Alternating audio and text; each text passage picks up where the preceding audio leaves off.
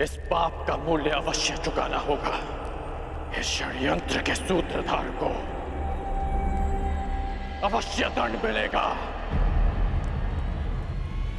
और वो दंड मैं दूंगा, मैं दूंगा, मैं दूंगा।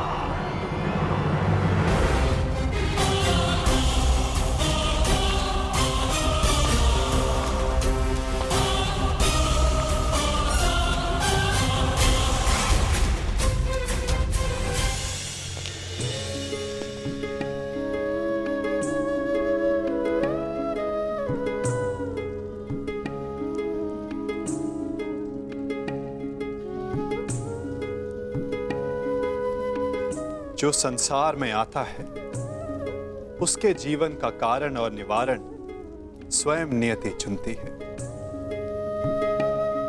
तुम्हारे जीवन का लक्ष्य मात्र अर्जुन से विवाह करना नहीं है, परंतु उससे बहुत ऊंचा है। तुम्हें तो इतिहास की धारा का मार्ग बदलना, एक महान शांति का कारण बनना है। तुम अग्नि से उत्पन्न हुई, अग्नि से जन्मी हो, परंतु कोई और भी है जिन्हें अग्नि छू भी नहीं पाई।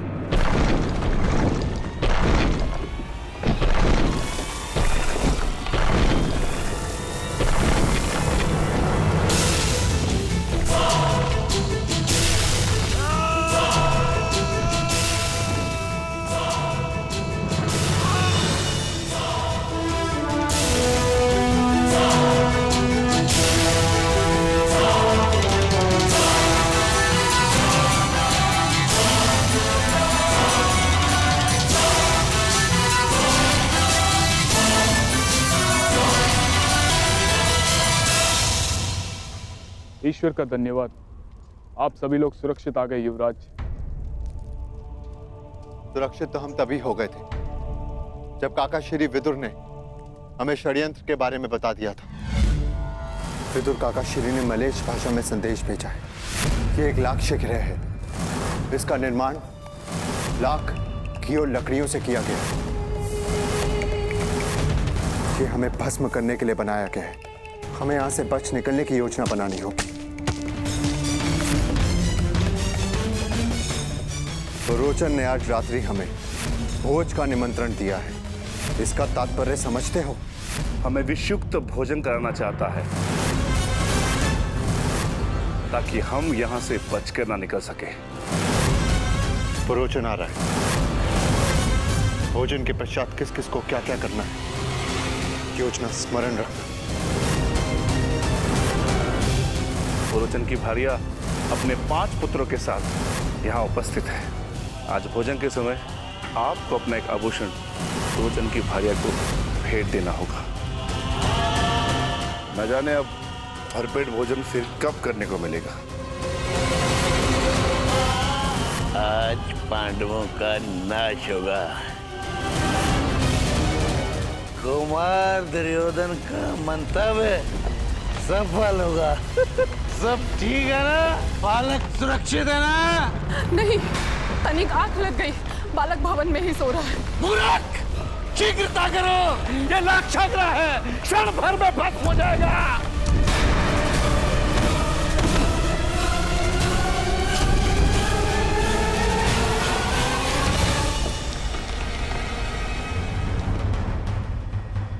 किस ओर युवराज? हस्तिनापुर।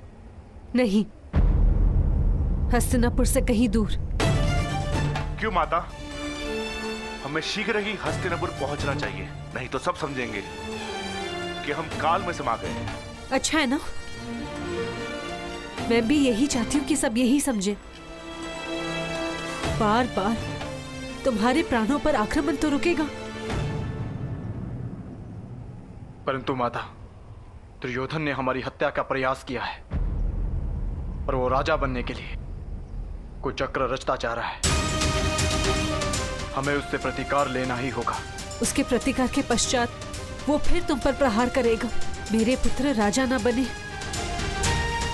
ये मुझे स्वीकार है, परंतु तुम्हारे प्राण की हानि नहीं। हमें वन जीवन का अभ्यास है ना, हम वही रह लेंगे। तुम पांचों भाइयों में प्रेम बना रहेगा, किसी की घृणा, किसी का विद्वेष नहीं।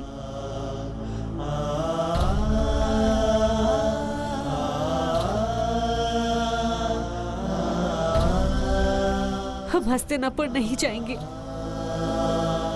अपनी माता की विनती नहीं मानोगे?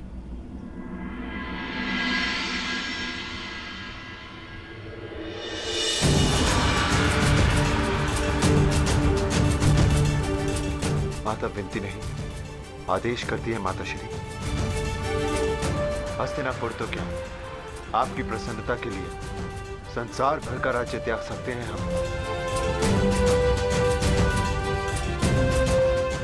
हस्तिनापुर नहीं जाएंगे।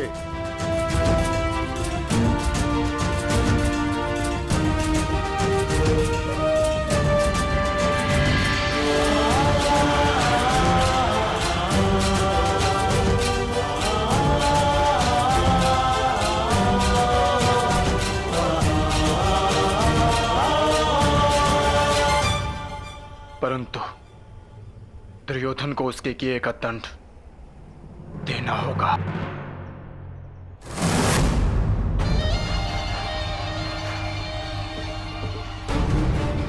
आनंद आ गया, आनंद आ गया मामा श्री। हमारी पांचों बाधाएं एक साथ समाप्त हो गई, एक साथ समाप्त हो गई। हाँ मेरे होने वाले सम्राट।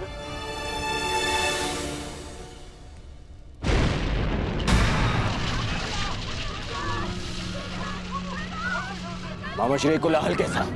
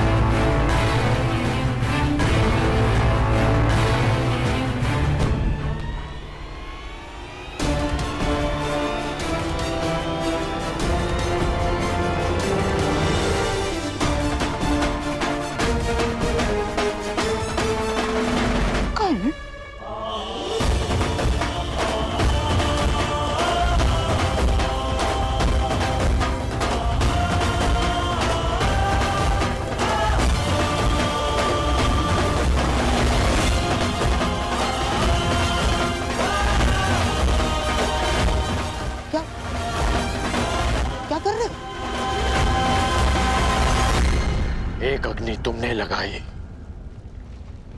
और एक मैंने।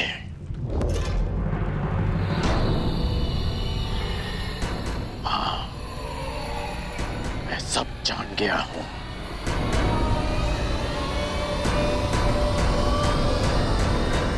अब क्या करोगे?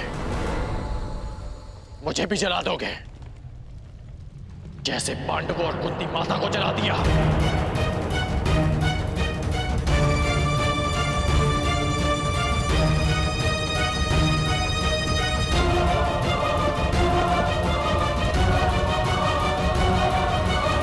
मित्रगण,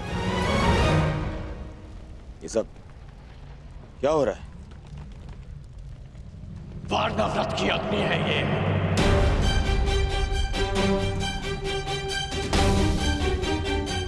जो हस्तिनापुर तक आ पहुंचे।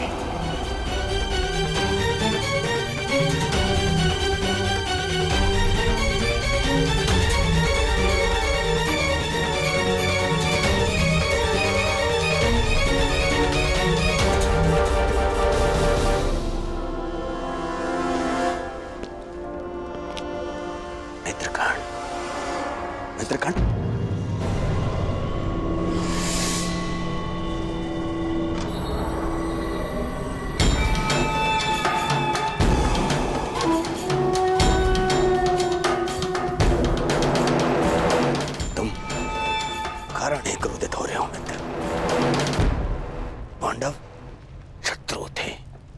नाश कर दिया, आवश्यक था। तुम्हारे शत्रुओं का नाश करने के विरुद्ध हमें कल था और ना मैं आज हूं। परंतु कायरों के बातें कुचक्र रचने के विरुद्ध मैं सदा से हूं और सदा रहूंगा।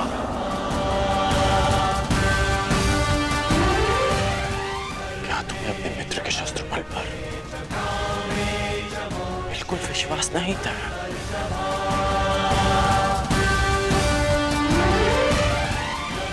तुम केवल अपने शत्रुओं को युद्ध के लिए ललकारते और मैं स्वयं तुम्हारे लिए उन्हें पराजित करके उन्हें तुम्हारे चंडों में प्रस्तुत कर देता। यही तो तुम्हारी समस्या है कर्ण। तुम सदा शस्त्र उठाने को तत्पर रहते हो, परंतु राजनीति में युद्ध केवल रणभूमि में नहीं होते और ना ही शस्त्रों से लड़े जाते हैं, क्योंकि षड्यंत्र ब्रह्मास्त्र से भी अधिक घातक अस्त्र होता है और जिनको बातों से, बुद्धि से परास्त किया जा सकता है, उनके लिए युद्ध क्यों?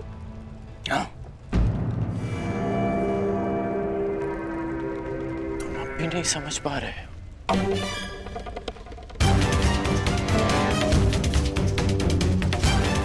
जिसने भीम को विष देकर मारना चाहा, वो अब तुम्हारे मन में विष घोल रहा है।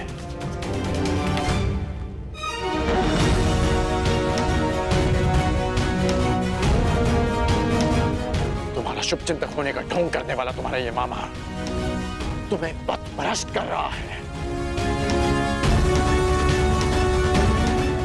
इसकी चाल में मत फंसना मित्र। बस कर।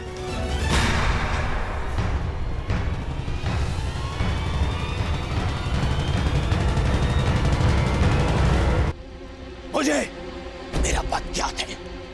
मैंने वही किया जो मुझे उचित लगा।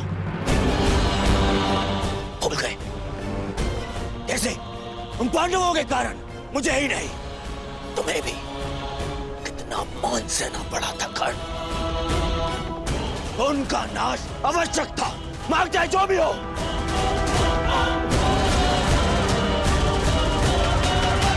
और माता कुंती का अंत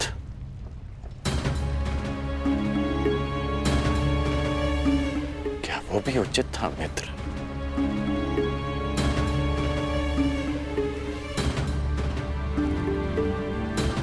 स्त्री, बालक और निशस्त्र शत्रुओं पर प्रहार करना, क्या ये भी एक योद्धा का धर्म होता है? बताओ मित्र, बताओ।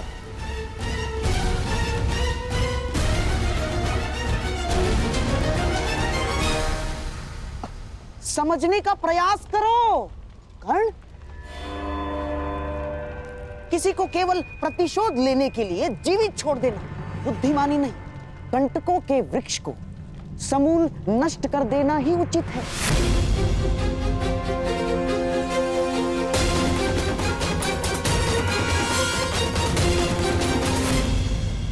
ठीक कहा आपने।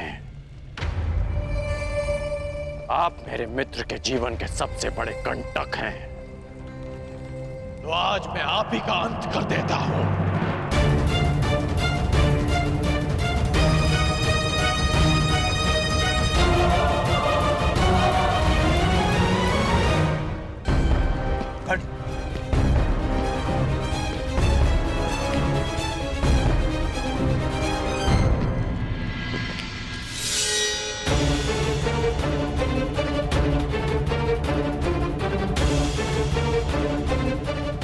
आपने एक योद्धा को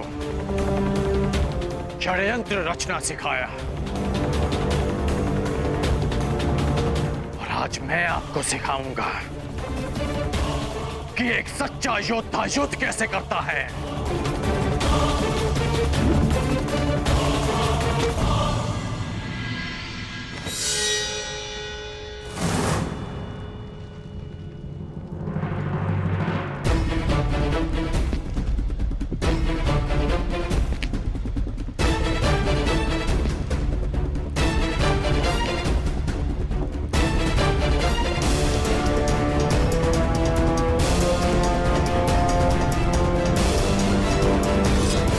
जवान कर्ण,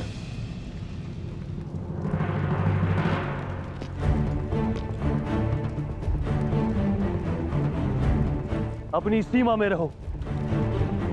मत भूलो कि तुम्हें राजा किसने बनाया है। ये मत भूलो कि तुम किससे बात कर रहे हो। मैं उससे बात कर रहा हूं जिसके पास ना क्षत्रिय का साहस है और ना ही राजा की मर्यादा। कर्ण!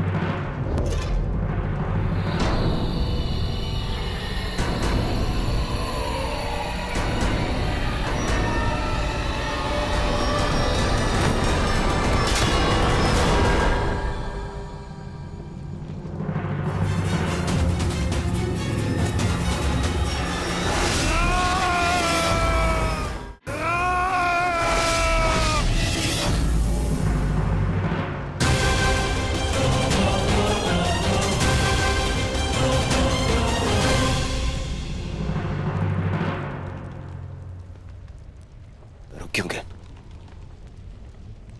प्रहार करो ना मित्र।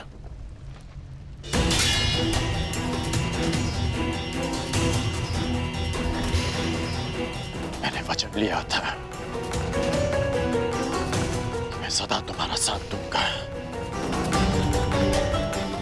परंतु कुचक्र में नहीं, षड्यंत्र में नहीं।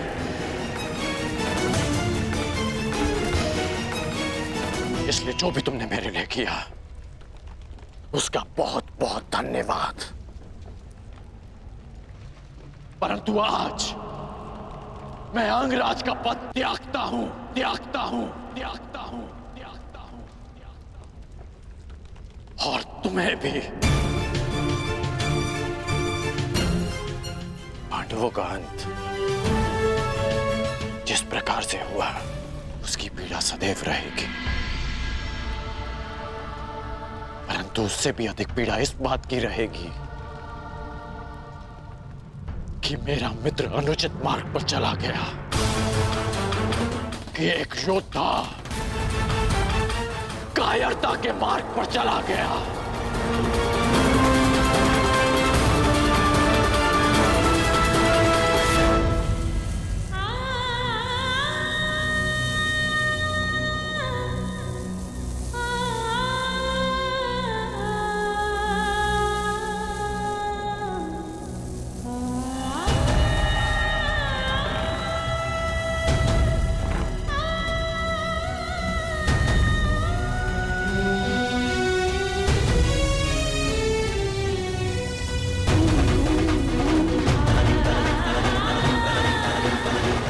जिस अर्जुन से विवाह के लिए मैंने एक पुत्री की कामना की थी, जब वो अर्जुन ही नहीं रहा तो मुझे इस पुत्री की कोई आवश्यकता नहीं।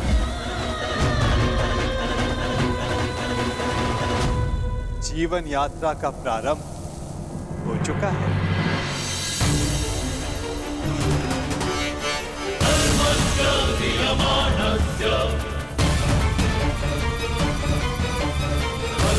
धीर तरात्म भी